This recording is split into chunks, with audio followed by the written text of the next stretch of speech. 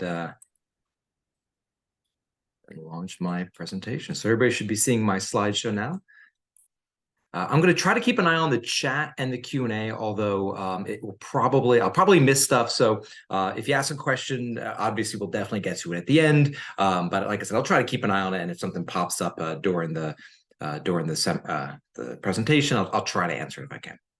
So again, what we're going to talk about today is we're going to talk about EAT. Specifically, how does an algorithm determine authority? How does an algorithm determine any of these things?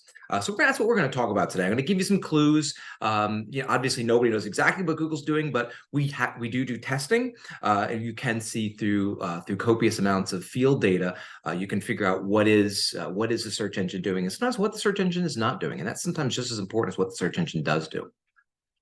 So first, let's introduce myself. My name is Charles Taylor. I'm Senior Director at SEO for Fox. I always call myself an SEO nerd. I've been an SEO nerd since the early 2000s. I've been, as Michael alluded to, he stole my thunder a little bit, but that's okay. I've been involved in a lot of different verticals. I started out, like many people in SEO, as an affiliate. Did that game for many years, and then I got into the legal niche, and I worked for Martindale Hubbell, or a division of LexisNexis, and then I got into e-commerce. I was there for, I don't know, 6-7 years at least. I've done local campaigns, did a lot of that with our legal clients when I worked for LexisNexis, and recently in the past, I guess almost 10 years now, I pretty much specialized in enterprise SEO. I was SEO manager of SEO over with Verizon, and I was there for about 6 years, and I've been with Fox for a little over almost 2.5 years now. So yeah, I definitely have been specializing in enterprise, but I think what I've found is that there's not that much difference between enterprise and a small organization, in the sense that the rules are still the same.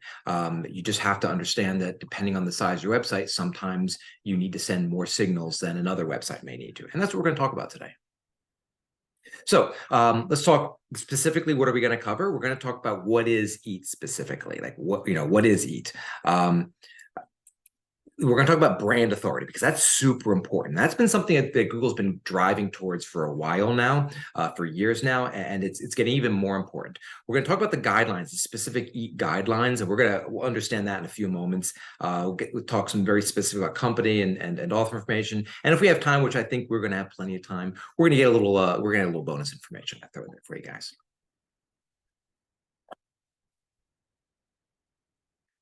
So EAT. EAT stands for experience, expertise, authority, and trust. The first thing to understand is that EAT is not a direct ranking factor. EAT does affect your rankings, but EAT is really the evaluation that Google has set up for their content reviewers, for their search quality raters. Now, what exactly is a search quality rater? Because I realize I might just throw in kind of a weird concept of some of you. Google actually hires hundreds, if not thousands of people, maybe more, probably thousands, all over the globe. And what they do is they look at the Google search results, both test and live, so with production and staging or development results, and they determine, they have a whole set of guidelines saying, is this a good result? Is this a bad result? Are the pages here, are they relevant? Are they not relevant? Are they relevant but not really trustworthy? Are they authoritative and trustworthy but not really relevant? So it's all these different guidelines Google gives. Google's goal here is they want to serve content that really benefits people and not search engines. And that's why they have the humans looking at the search results. So the humans aren't programming the algorithm, and they're not necessarily taking specifically what humans say and putting into the algorithm, but it does influence. So that's very important. Also, one of the things they always say, would ordinary people feel the results they get demonstrate? Meaning, are these results from somebody with experience, expertise, authoritativeness, and trust? And again, EAT, they're just guidelines. The EAT guidelines are used with the search quality raters to evaluate the results. So EAT isn't necessarily an algorithm. Sometimes there's a bit of a misnomer where people think EAT is a specific algorithm, and it's not. So what is this EAT? What are these guidelines? Well, enter the guidelines. As you can see from my screen here, there are 176 pages for these guidelines, so they're kind of meaty. They're not secret. Google does, if you can just go to Google and search, search quality rater guidelines, you'll be able to find it. I do have a link in this deck. I'll make sure I put it in the chat at the end of the presentation, so you don't have to bother searching for it. But there's a lot of information in these guidelines. They're worth reviewing. When I say reviewing, they're worth reviewing. Review the table of contents. Don't go reading all 176 pages. That's a lot of information, and you don't want to be digging into all that. But it does. This is the guidelines that Google gives its quality raters, and these are the guidelines that the raters use to determine whether the search results are good or not. So when Google runs a test, they might change their search results drastically. They will then have their raters using these guidelines rate the new search results. So you can start understanding that this is the raters are basically helping Google to program. The feedback from the raters are helping Google to program their algorithms. Raters, what they do is they're given this scale to rate a page quality. Obviously, it's 176 pages, lots of ways Google tells people to rate quality. But there's this real big scale saying, is it the highest? Is it lowest? Is it medium? Is it medium plus? Is it high plus? Is it low plus? Lowest minus, I guess, would be between lowest and NA. And these are, so there's quite a range that these raters can show things. And often they'll ask things, like I said earlier, like I alluded to earlier, like, okay, maybe this is an authoritative site, but maybe it's not trustworthy, or maybe it's authoritative and trustworthy, but they don't have experience. So like a news site may talk about a subject where someone will say, well, that's great, but they're not, this site isn't an authority on this subject matter. Or maybe they have an authoritative subject matter, but that site isn't very trustworthy for some reason, or you have somebody with experience who doesn't necessarily have authority. So there's all these different guidelines back and forth, and this is kind of it's broken down in a very simple scale for the users to give them, for the raters to give them feedback. Okay, so we talked about that. We understand that the search quality guidelines, there's actual physical guidelines out there, 176 pages. They actually have search raters looking at both live and test results to determine whether these results look good or not. It helps them to define the overall quality of the algorithm. But how does an algorithm determine quality? And that's really what we want to talk about. And that's what we need to know as website owners. How does the algorithm determine quality? How do we know if our algorithm is quality? Because if you take Google's word for it, they'll just say, write great content. Well, that's good, but it's a little vague. So how do we show a computer that we are qualitative or an authority or trustworthy? It always begins with building your brand. So if you remember nothing else from this presentation, remember these 3 questions. It's all about establishing your brand. And when you establish your brand, there are really 3 questions you have to answer for their users: who you are, what you do, and where do you do it. So who you are would be your company name, company information. What you do, meaning what do you sell or what service do you provide? And where do you do it, meaning where can they find you online? Do you have a service area? Do you have a physical location? Local businesses, this is really important. Where can Google find you? And if you consider these 3 questions, these are going to keep coming up over and over again when we start looking at the guidelines. So we can usually get clues as to how the algorithm is working based upon, based upon these guidelines. So we review the section headings, and again, I've done most of my research just looking at the section headings in the report, in the quality raters guidelines. And you'll see things like, for example, 2.5.3, finding about us, contact information, customer service information. That's interesting. So these raters are being told, hey, find those pages on the site. So if your site doesn't have these pages, that could potentially be a problem. We'll notice a little bit higher there. Users are being asked to identify the main content, supplementary content, advertisements, and monetization, basically meaning ads. So if your site is making it hard for users to figure out what is the main content, what are the ads, what are supplementary content, that could potentially hurt us as well, because those are things that Google's asking its raters to look at. You'll notice a little bit further down, and there's several pages of tables of contents. I'm not going to go through all of them. I'm just going to use these as great examples. If you look down section 3, it's asking for reputation of the website. Now, this is something I find really interesting. We'll talk a little bit about this more, especially for local-based businesses or businesses with locations. They're asking for reputation.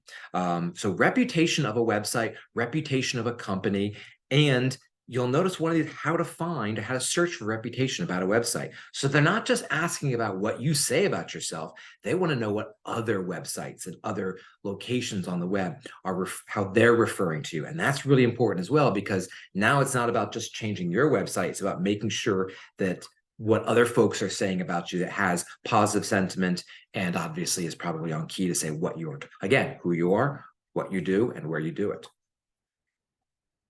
So getting in, thinking like an algorithm, how does a computer look at these things? Well, I run tests on these, so I do know that it helps with both indexation and ranking. Um, Google is looking for your info pages, for lack of a better term, or information about your business. Again, who you are. Privacy policy pages, contact us pages, terms of service, GDPR type pages. All of these pages Google's looking for on your site. Now, interesting, when I did my testing, you didn't have to be unique. I even ran a test where it didn't really have any content on it. And from an SEO point of view, Google didn't seem to really care. They were just looking for the existence of these pages. Now, again, for Google purposes, for SEO purposes, it doesn't particularly matter what's on these pages. Obviously, for legal purposes, you need to make sure that you have the correct privacy information, the correct contact terms, service, all that stuff has to be accurate. But from a Google standpoint, they seem to just be looking for these pages. Do these pages exist, and do you link to them? Your business information. So here's another little snippet I grabbed from the Resolve website. What I would call your NAP, your name, address, and phone number. Is that on your website? Can users find who you are? And that's really important for trust, because if you have a website and you're trying to hide who you are and where you are, that's not a good trust quality, and that's not a good trust factor. So Google will definitely be looking at that with a more suspicious eye.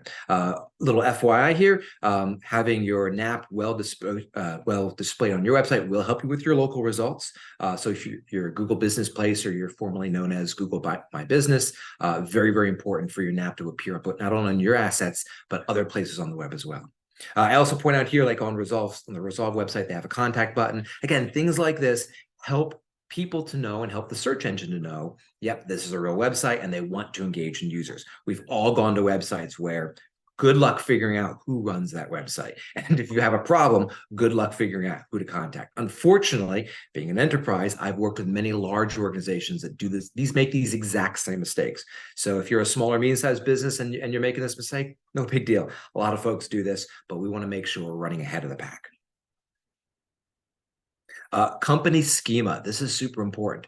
You can use data markup, i.e. schema, to make it easier for Google to ingest your corporate information. So let me just take a quick aside for schema in general. Schema is coding that's found on the code of your web pages, and it's in the back end, but it contains all of the information about the page, about your company, about your product. There's all kinds of schema. If you go to schema.org, there's pages and pages of information.